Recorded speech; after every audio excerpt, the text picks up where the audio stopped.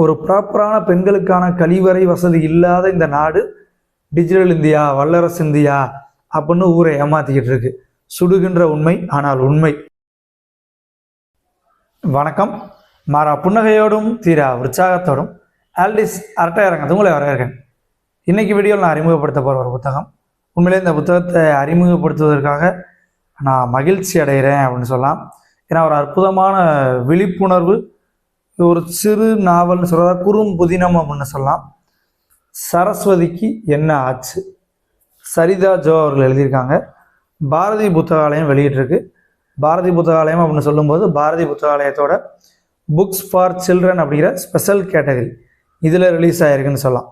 ஏன்னா இந்த Bharathi புத்தகாலயத்தோட books for children கேட்டகரியில் உள்ள புத்தகங்கள் அத்தனையும் ஒவ்வொரு பெற்றோரும் வாசிக்க வேண்டிய, ஒவ்வொரு ஆசிரியரும் வாசிக்க வேண்டிய மாதிரியான புத்தகங்கள் அப்படின்னு சொல்லுவேன். ஸோ இந்த புத்தகம் எதை குறித்து பேசுது, என்ன மாதிரியான விழிப்புணர்வு ஏற்படுது அப்படிங்கிறத அவசியம். ஏன்னா ஒரு விலை பார்த்தீங்கன்னா 60 ரூபா தான். ஒரு வேளை ரீப்ரிண்ட் ஆனாலும் ஒரு 65-70 அவ்வளோதான் ஆகும். அப்படி ஒரு அற்புதமான விழிப்புணர்வை கொடுக்குது அப்படின்னு சொல்லலாம். இதோட மையக்கதை, மையக்கரு அப்படின்னு பார்த்தோன்னா, பெண்கள் அவர்களுக்கு இருக்கக்கூடிய கழிப்படை வசதி பற்றாமை. ஸோ பெண்களுக்கு கழிவறை வசதி எல்லா நேரமும் கிடைக்கிறது இல்லை. ஏன்னா ஆண்களை போல சுதந்திரமாக அந்த சிறுநீர் வழிமுறைகள் பெண்களுக்கு இல்லை. அவங்களுக்கு கழிவறை வேணும், ஆண்களுக்கு கழிவறையில் தான் போய் ஆகணும். பட் கொஞ்சம் ரிலாக்ஸேஷன் இருக்குன்னு வச்சுக்கலாம், அல்லது நம்ம அந்த ரிலாக்ஸேஷனை எடுத்துக்கிறோம்னு வச்சுக்கலாம். ஸோ பெண்களுக்கு கழிவறைங்கிறது எவ்வளோ அத்தியாவசியமானது, அது கிடைக்கிறது இல்லை. அதனால் அவங்களுக்கு ஏற்படக்கூடிய உடல் தீமை, உடலியல் ரீதியாக எவ்வளோ கெடுதல் ஏற்படுது. ரொம்ப சயின்ஸ் பாடமும் நடத்தல, ஆனால் அறிவியல் உண்மைகள், ஆணித்தரமான அறிவியல் உண்மைகள் புத்தகம் முழுவதும் இருக்குது.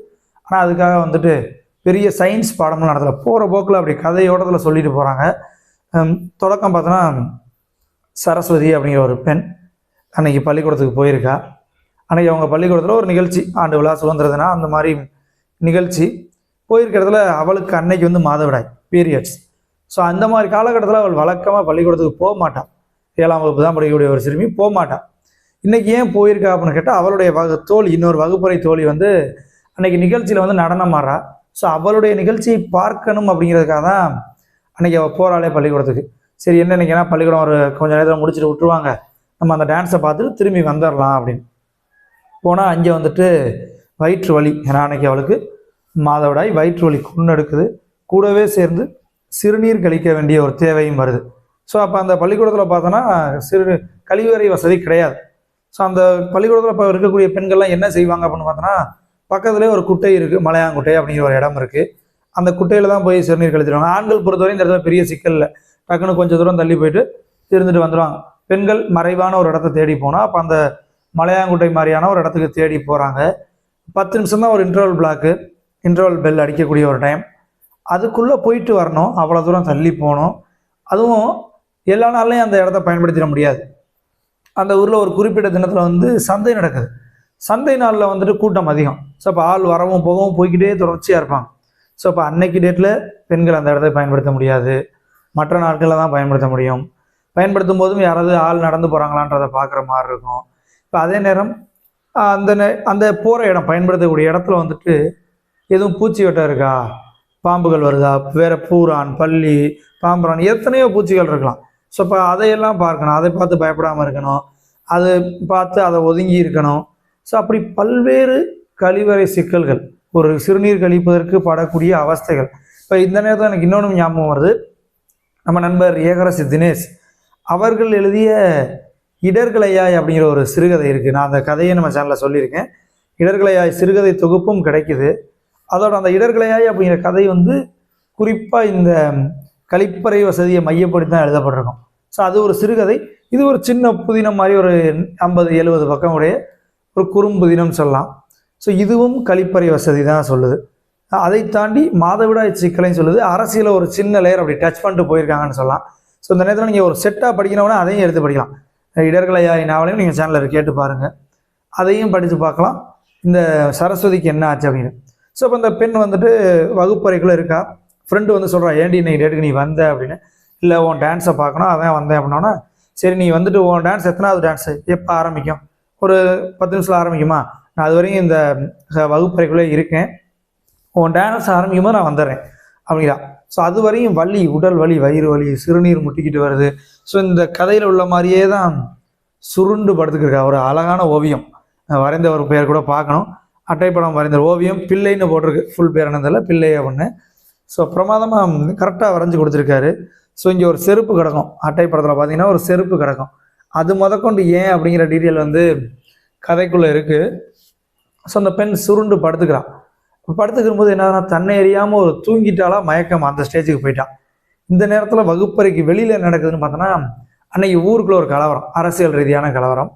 ஸோ அதனால் சத்தம்லாம் சொல்கிறாங்க, சார் டக்குன்னு ஸ்கூலை மூடிட்டு போயிருங்க அப்படின்னா, டக்குன்னு இப்போ ஒருத்தி உள்ளுக்குள்ளே இருக்கிறத யாருக்கும் தெரியாது.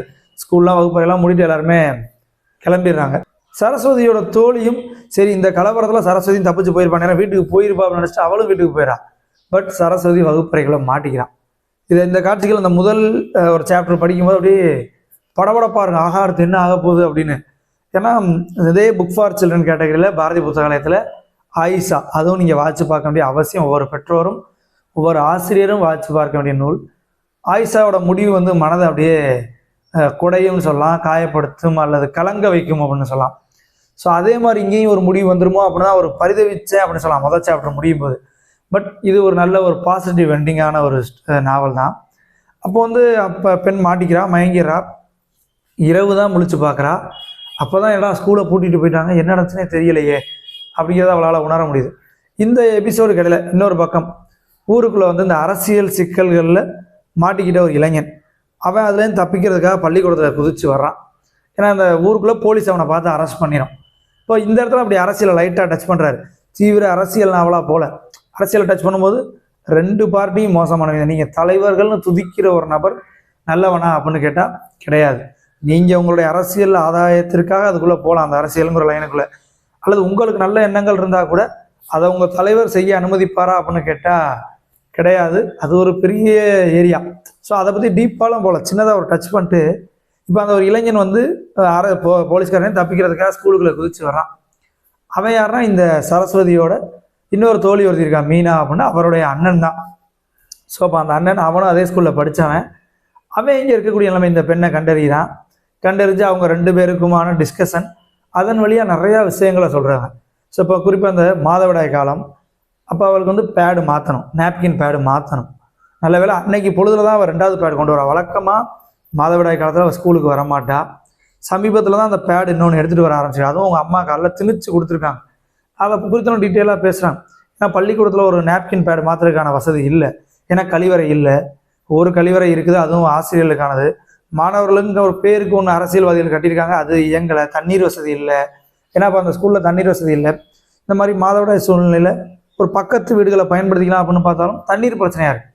ஏன்னா புக்கிலே வருது, ஒரு சாதாரண நேரத்தில் நம்ம கழிப்பறை யூஸ் பண்ண அப்படின்னா கூட, சிறுநீர் கழிக்க யூஸ் பண்ணால் கூட ஒரு 3 கப்பு தண்ணி ஊற்றணும்.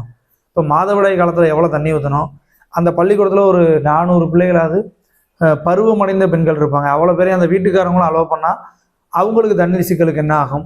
ஸோ எல்லார் பக்கம் நியாயம் இருக்குல்ல. அவங்களும் ஒரு பாவமே அலோவ் பண்ணால் ஒரு நாளைக்கு ஒரு 50 பிள்ளையை வந்து பயன்படுத்திட்டு போனால் தண்ணீர் என்ன தேவை? ஏன்னா அந்த கதை களம் உள்ள ஊர் வந்துட்டு தண்ணி ஈஸியாக கிடைக்கக்கூடிய ஊரில் அவங்களும் தண்ணிக்கு சிரமம் பண்ணோம். இப்போ இந்த மாதிரி சிக்கல்கள் இருக்குது.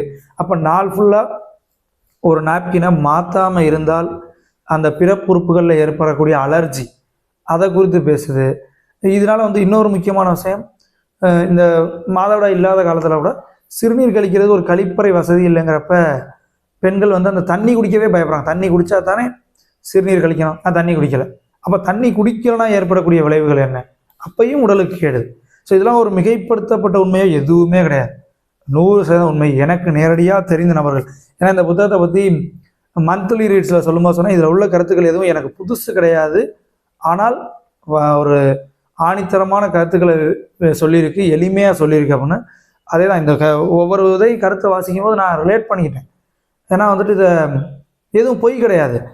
இதே கல்லூரிக்கு போன பின்புமே, இது பள்ளிக்கூடத்தை பற்றி பேசுது, கல்லூரிகளுக்கு போன பின்புமே அதிகமாக தண்ணீர் குடித்தா கழிப்பறையை பயன்படுத்தணும். அப்போ கழிப்பறை தூய்மை இல்லை, அதுக்குள்ளே போக அசிங்கமாக இருக்குது அப்படின்னு தண்ணீர் குடிக்காத பெண்கள் இருக்காங்க. இன்னமும் இந்த கழிவறை வசதி மோசமாக இருக்குன்னு சொல்லிட்டு பேசாமல் ஏன் மாதவிடாய் காலத்தில் போகணும், அப்போ நாப்கின் மாற்றணும், அந்த பிரச்சனை இருக்குது. போக வேணாலும் லீவ் எடுத்துக்கிற பெண்கள் இருக்காங்க. இப்படி பலதரப்பட்ட சிக்கல்கள் இன்றைக்கும் இருக்குது. சும்மா டிஜிட்டல் இந்த ஏனுவோம், பல படங்கள் இதை முன்னோக்கி வந்துருச்சு. படத்தை எடுத்துட்டோன்னா ஒரு போர்க்குழியை மோடில் போர்க்குழியை நம்ம மூடுறதுல விண்வெளி அனுப்பிக்கிட்டு இருக்கோம். ஜோக்கர் படம் எடுத்துக்கலாம், ஒரு அற்புதமான விழிப்புணர்வு படம். ஸோ அது மாதிரி ஒரு ப்ராப்பரான பெண்களுக்கான கழிவறை வசதி இல்லாத இந்த நாடு டிஜிட்டல் இந்தியா, வல்லரசு இந்தியா அப்படின்னு ஊரை ஏமாத்திக்கிட்டு இருக்கு. சுடுகின்ற உண்மை, ஆனால் உண்மை. யோசிச்சு பாருங்க. ஒவ்வொரு பெற்றோரும் இந்த புத்தகத்தை வாசிங்க. கல்லூரிகளில், பள்ளிக்கூடங்களில் முதல்ல போய் இங்கே சேர்க்க போறீங்கன்னா கழிப்பறை நல்லா இருக்கா, உங்கள் ஸ்கூல் கழிப்பறை நல்லா இல்லை அதனால நான் இங்கே சேர்க்கலை, உங்கள் கல்லூரி கழிப்பறை நல்லா இல்லை அதனால இங்கே நான் என் பிள்ளைகளை சேர்க்கலைங்கிற கருத்தை முன் வச்சுட்டு வாங்க. மாற்றங்கள் நிகழலாம், நிகழாமலும் போகலாம். ஆனால் அதற்கான முன்னெடுப்பை நீங்கள் செய்தீர்களா அப்படிங்கிறது ரொம்ப முக்கியம். ஒரு வாங்கி நிறைய பேருக்கு பரிசு கொடுங்க. பக்கத்து வீடுகளில் பெண் குழந்தைகள் இருந்தால் அவங்கள படிக்க சொல்லுங்கள், அவங்களுடைய பெற்றோரை படிக்க சொல்லுங்கள், நீங்கள் படிங்க, ஆசிரியர்களுக்கு கொடுங்க. அப்படிப்பட்ட அற்புதமான விழிப்புணர்வு நாவல் அவசியம் அனைவரும் வாசிக்க வேண்டியது. உங்கள் நண்பர்களுக்கும் இந்த கருத்துக்களை கொண்டு போய் சேருங்க. ஸோ மறுபடியும் இன்னும் ஒரு வீடியோவில் இன்னும் நிறையா புத்தகங்களை குறித்த தகவலோடு வந்து சந்திக்கிறேன். இந்த நேரத்தில் இந்த ஒரு நல்ல விழிப்புணர்வு நாவலை அறிமுகப்படுத்தியதன் மகிழ்ச்சியோடு விடைபெறுகிறேன். மறுபடியும் இன்னொரு வீடியோவில் சந்திக்கிறேன். தொடர்ந்து வாசிப்போம். நன்றி.